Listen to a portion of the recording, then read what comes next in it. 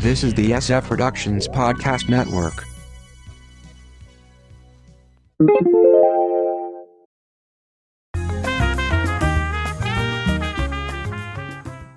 We haven't taken a real road trip since the before times, so we decided to go for it with the goals of limiting daily drives to around 6 hours, hitting as many new states as we could, visiting kitschy and touristy places, touring state capitals, meeting up with our niece Abby, and relax.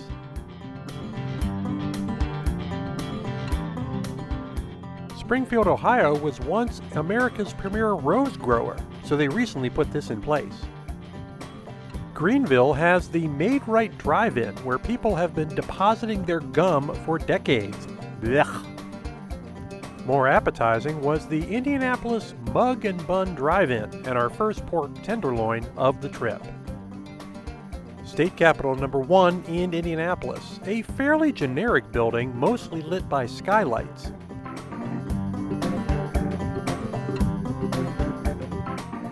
We did see a flamboyant commandant, though. Stopped for the night in Champaign-Urbana, Illinois, sharing a salad, hummus, and bread at a local eatery.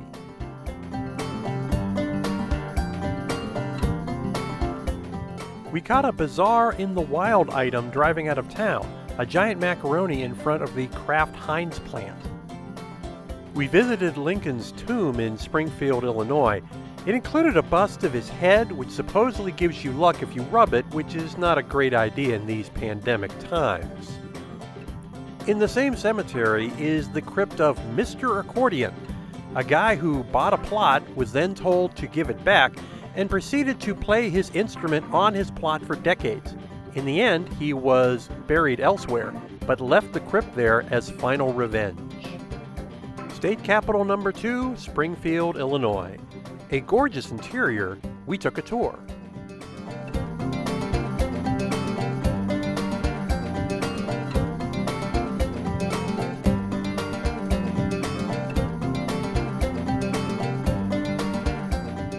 Lunchtime in the middle of nowhere. Mindy had a local delicacy called a horseshoe.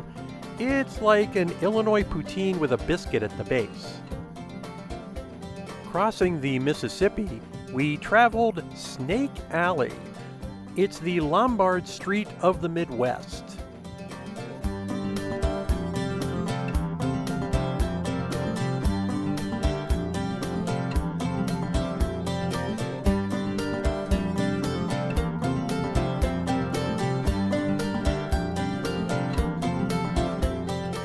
We had to visit Riverside and the future birthplace of James T. Kirk for Star Trek Day. The monument is in an alley off City Hall. There's a bronze likeness down the street. Landing in Coralville for the night, we looked for a British pub to honor the passing of Queen Elizabeth II. The best we could do was a pizza pub where we had meh fish and chips. With a lackluster offering at the hotel, we had breakfast at the Bluebird Cafe. Wow! After rejecting a wooden nickel, we headed to Newtown, Iowa and the former home of Maytag. Remember the dependability people? Then it was a misplaced Easter Island statue in Altoona before reaching Des Moines and State Capitol number 3.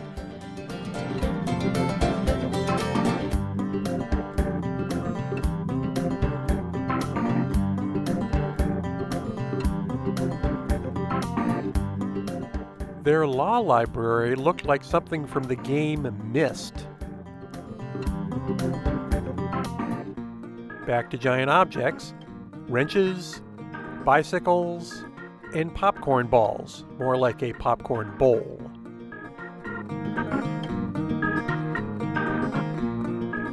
Vermillion, South Dakota is the home of South Dakota University, as well as the W.H. Over Museum, filled with all sorts of things archaeological, historical, and anthropological.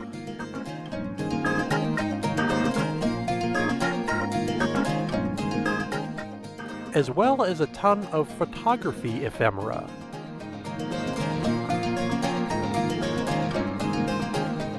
It's also home to Mr. Smith's Bakery, located inside a hardware store.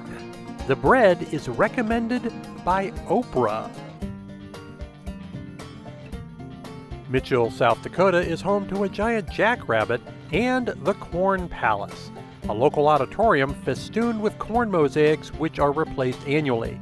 We can now say we saw it. Underwhelmed by the Corn Palace, and with a long detour in the offering to make it to South Dakota's capital of Pierre, we called an audible on the trip and drove to Wall Drug instead. It helped that freeways there run at 80 miles an hour. But not before seeing how much land there is in South Dakota.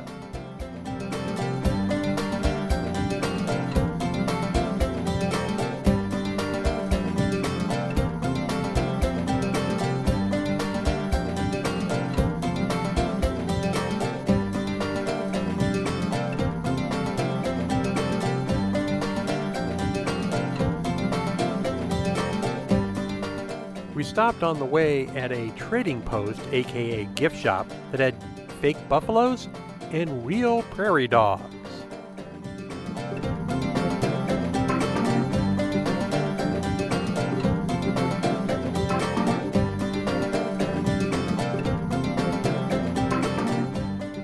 So, Wall Drug. Made famous when they offered ice water in the 30s, it's now a warren of generic gift shops and snack bars. We were very unimpressed, as we were with the dinner in one of only 2 restaurants. The other was a closed food truck. The hotel was problematic due to lack of Wi-Fi, but it was clean inside.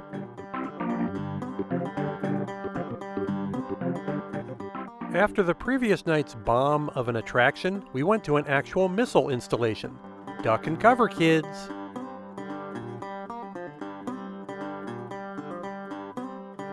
We visited the home of the world's largest quarter pounder with cheese in a McDonald's parking lot, Natch. Rapid City had a huge park with interesting art, a huge rock you could twirl, and a piece of the Berlin Wall.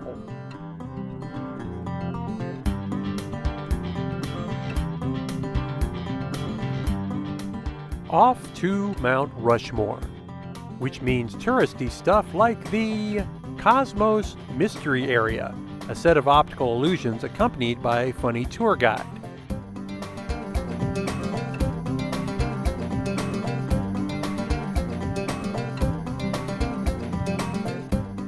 There's also a chainsaw sculpture shop.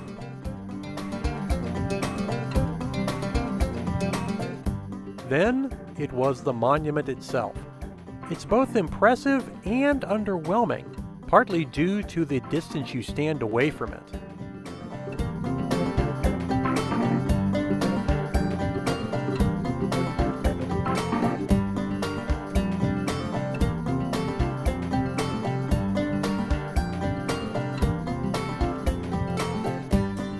We recharged at a Mexican place and then soldiered our way on to Alliance, Nebraska, but not before seeing an actual buffalo, bison, in the wild, and then stopped at an archaeological dig that was just closing. Alliance, Nebraska is in the middle of nowhere, but it has 2 major attractions.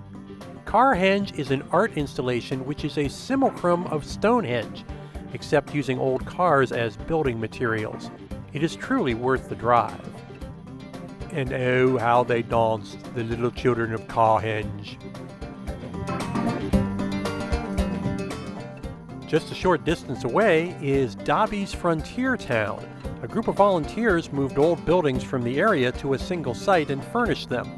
They include a set of bank bars allegedly from a bank robbery by the Sundance Kid. Very impressive. Across the border to Wyoming and state capital number 4 in Cheyenne. Smaller than many, but fantastic inside. They shipped the wood from Ohio in the 1800s to build it. Wyoming was the first state to vote for women's suffrage 50 years before the U.S.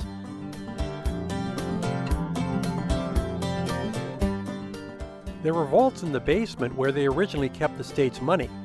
Now they store office supplies. Grabbed a burger, then off to Colorado. Fort Collins has a huge can of soup and a massive ice cream churn. Denver has more giants, a bear checking out the convention center, a whisk and a broom, a horse on a chair, and another chair that's falling apart. We had some ice cream and collapsed for the night.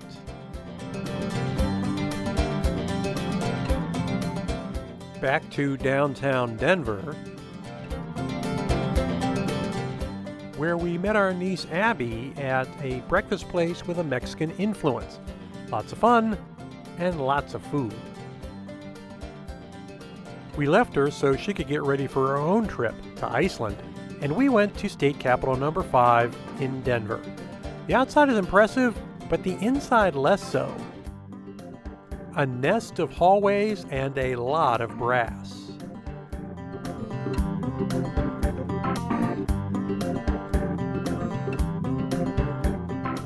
Outside is a marker to indicate you are a mile high. Either they miscalculated or the building sank because they had to remeasure twice. Mindy is at the actual spot. There's a strange exhibit in downtown, gratings in the sidewalk that make bizarre noises.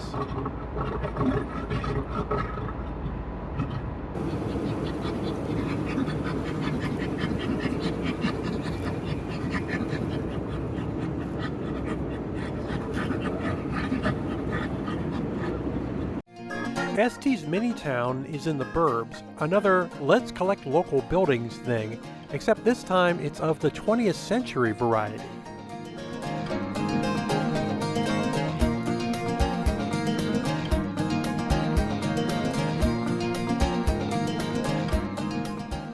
A quick jaunt to the west to see the actual Rockies. I expected Denver to sit on a shelf of a mountain, but it's a gradual rise. This is at 7,000 feet. Sometimes roadside America doesn't give you great directions.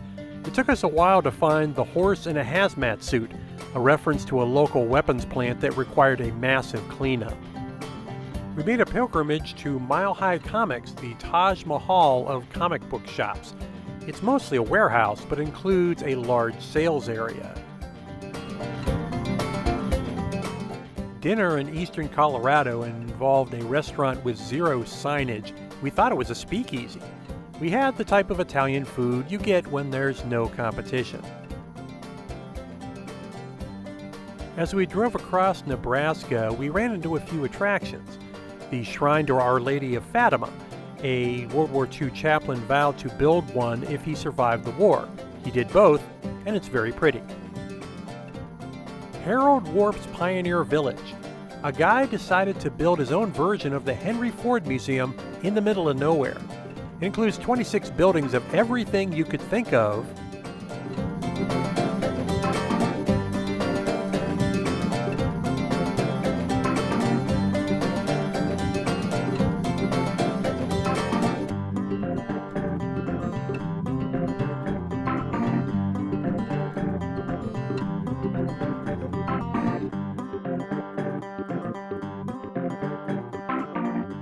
Plus multiple warehouses packed with classic cars.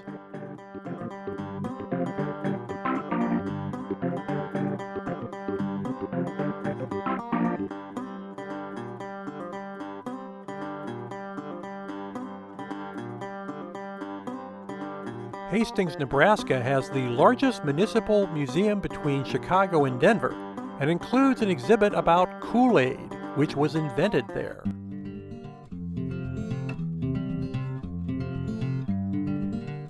We wound up in Lincoln and went to a highly rated chicken place. Suffice to say that it must not have much in the way of competition. State Capitol number 6 in Lincoln, Nebraska, the only unicameral legislature, a single house, and a 14-story tower in lieu of a dome. Looks more like a church inside. You could go outside at the top, though.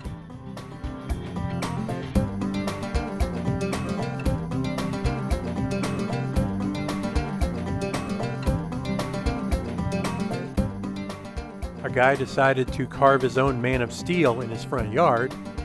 One of Lewis and Clark's boats, well, a replica of it, passing quickly across the corner of Iowa, landing in Missouri, and breaded pork tenderloin at the First Ward House. Great. We spent some time straddling Missouri and Kansas. The latter has dinosaurs. A guy in the suburbs of Kansas City decided he needed a castle tower, so he built it himself.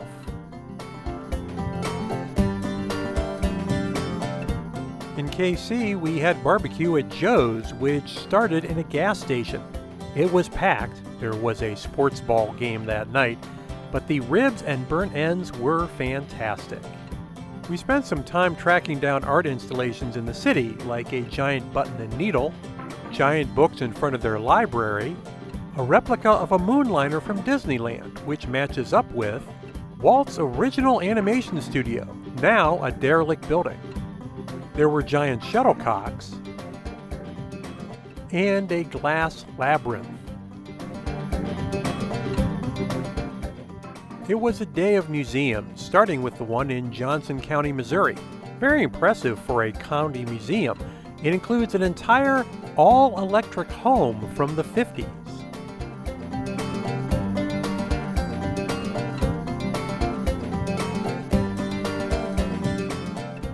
The National Museum of Toys and Miniatures grew out of two local ladies' collections. They ran out of room in their homes. I know the feeling. The detail on the miniature furniture and accessories was astounding.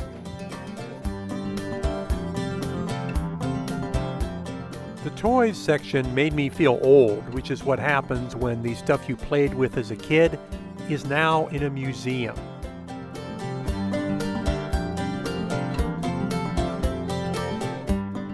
The Truman Presidential Library is extensive, perhaps too much so, but it does remind you of how pivotal he was.